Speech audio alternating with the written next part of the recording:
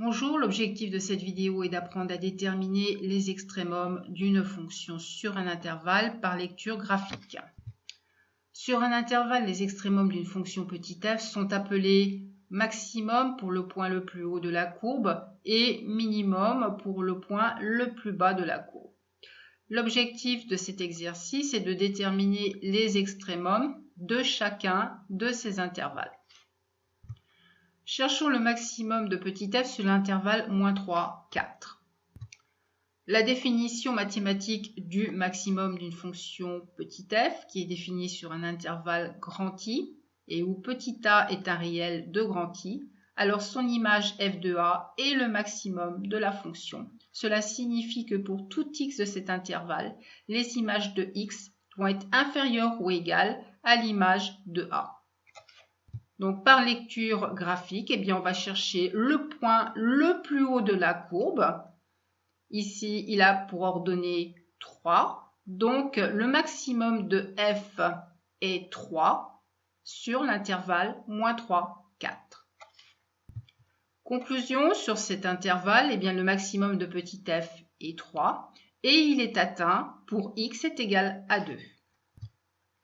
Sur le même intervalle, -3, 4, cherchons maintenant le minimum de f. La définition mathématique donc d'un minimum de la fonction f, toujours définie sur un intervalle grand I et où petit a est un réel de cet intervalle, l'image f de a est le minimum. Cela signifie que pour tout x de cet intervalle, les images de x seront supérieures ou égales à l'image de a. Donc, c'est-à-dire que toutes les images vont se trouver au-dessus de l'image de a. On recherche donc le point le plus bas de la courbe. Il a pour ordonnée ici -1. Donc, -1, c'est le minimum de la fonction petit f sur l'intervalle -3, 4. Conclusion, sur l'intervalle -3, 4, le minimum de f est -1 et il est atteint pour x est égal à 0. Cherchons maintenant sur l'intervalle -3, 0 les extrémums de la fonction f.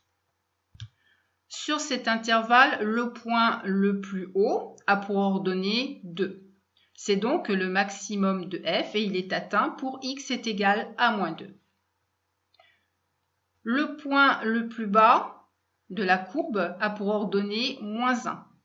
Donc le minimum de f est -1 et il est atteint pour x est égal à 0. On remarquera ici que le maximum de la fonction sur cet intervalle, il était différent du maximum sur l'intervalle -3, 4. Cherchons maintenant sur l'intervalle 1, 4 les extrémums de la fonction petit f. Sur cet intervalle, le maximum de petit f, c'est 3, il est atteint pour x est égal à 2. Et le minimum, c'est 1 et il est atteint ici pour deux valeurs de x, pour x est égal à 1 et pour x est égal à 4. Là aussi, le minimum est différent de celui déterminé dans les intervalles précédents.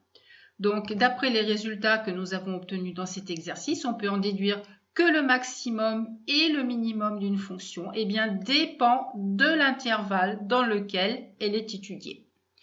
Cette vidéo est terminée. Je vous remercie de votre attention. Je vous dis au revoir et à très bientôt.